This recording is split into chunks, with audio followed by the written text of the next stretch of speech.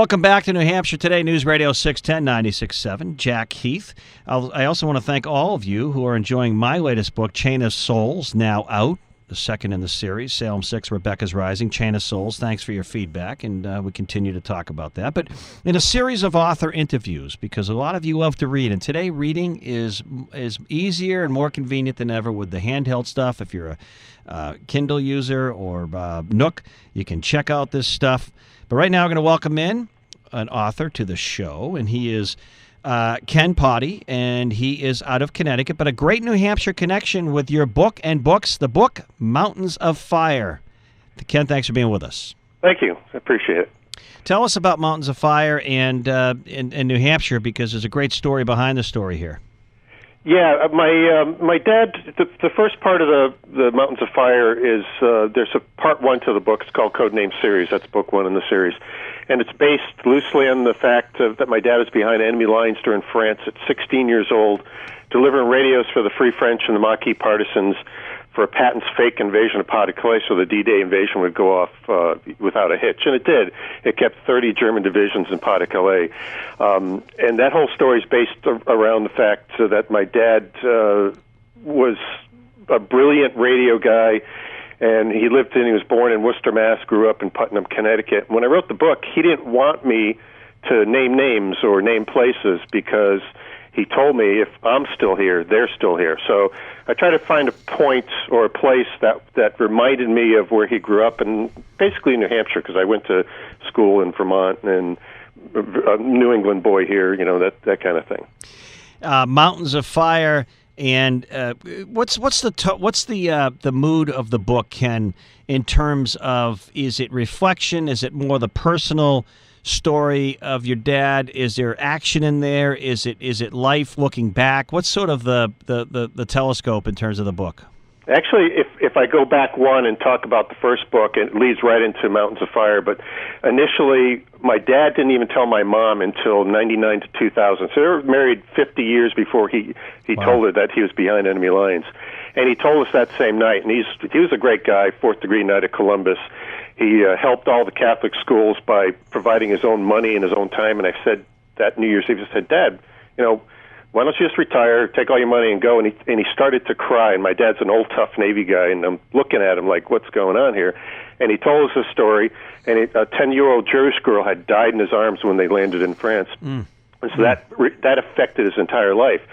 So I said, why didn't you ever tell us? And like I said earlier, if I'm still here, they're still here. So the way I wrote the books, book 1 and 2, Mountains of Fire, is past, present. So you go 1940s, and then chapter 2 would be modern day, and the modern day portion of the books is what if they found us. Right. So Codename Sonny goes to that whole thing of going through France and D-Day, and the son Jack and Emily, his wife, figuring out what's going on, and then the bad guys find him. In book 2, I continue the story from the second it stops.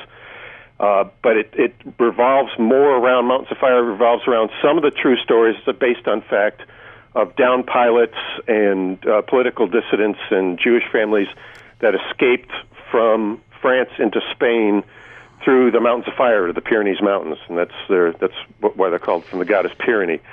And I actually got one guy to verify the route with me. A guy by the name of Scott Goodall wrote the book The Freedom Trail, whose dad had crash-landed, or he parachuted out of a plane in World War II. And he takes people over the Mountains of Fire. So he wrote the foreword to the book and verified all the information in the book, which is kind of cool. Ken Potty's the author of the book, Mountains of Fire. It's D-Day. Ken, I want to go back to something you said about that generation. My wife's dad, like my father, was a Marine, but he fought in Japan, and it wasn't until in his 80s, in a car with one of his grandsons and our nephews, did he talk about being on the transport mission that actually transported one of the legs of the atomic bombs used to end the war. Well, Never talked about it. Never even brought it up with his, like you said, his wife of 50 years of the kids.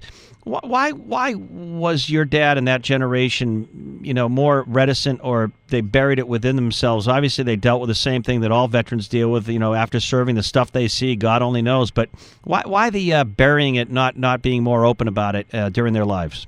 Well, I was a combat company commander in Desert Storm. I was a captain. I had an aviation unit. Well, thank you for your service. Thank you. And I don't really like to talk about it either, because it's like what I went through was not even a tenth of what some of these guys went through. So I remember my dad talking time and again. He was a combat medic in the Navy after he did this time service behind enemy lines, and he said, it take what they saw and just the mass amount of casualties and death surrounded them. When you come home, you want to start a family and you just want to forget about the past. I mean, how many of us walk around and go, oh, let me remember the worst time in my life, and just continue to bring it up. So I think they buried it. I think also combat stress syndrome, PTSD wasn't known at that time, and we're just figuring out all this stuff now. So I just think they just want to get on with their lives and enjoy their lives and their families. So they but over time you're looking. They need to get it out over time. So I think, before they die, I think they want to, tell somebody.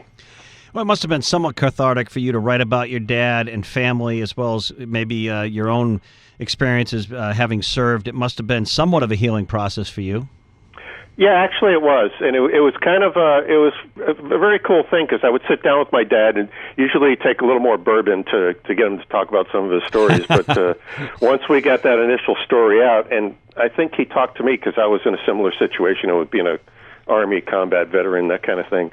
And I think he never talked to my brother about it. He definitely wouldn't talk to my mother about any of this combat stuff. So, I think it was a healing process for both of us. Well, I love the New Hampshire connection with characters Jack and Emily. The book, Mountains of Fire, the author, Ken Potty. It's D-Day, Mountains of Fire, it's D-Day, the book. Online as well as paperback. Tell us where to get it, and maybe a home website. Sure. You can get it on Amazon. You can get it on Nook, Kindle. It's in all the stores. It's self-published, so it's going to be. They'll probably have to order it for you, but you can download it on the Kindle and the Nook, or buy it hard copy or soft copy. My website is www.kenpottie.net, and it's looking good so far. Well, before I let you go, because I didn't know you self-publish this, Ken, maybe another huge subject for another time, but a lot of people, everyone says there's a book within everyone, and I've had 2 books out now. I didn't self-publish, but how and why the self-publishing route? Well, I'll tell you right now, it's very difficult for all the authors that want to publish a book, and you probably understand this too, to get a literary agent first to represent you, then find a publisher that's willing to take on a literary agent, and then you have to go through that whole process. I sent out, probably literally hundreds of requests. And, it depends on the genre and the era and what's popular at the moment.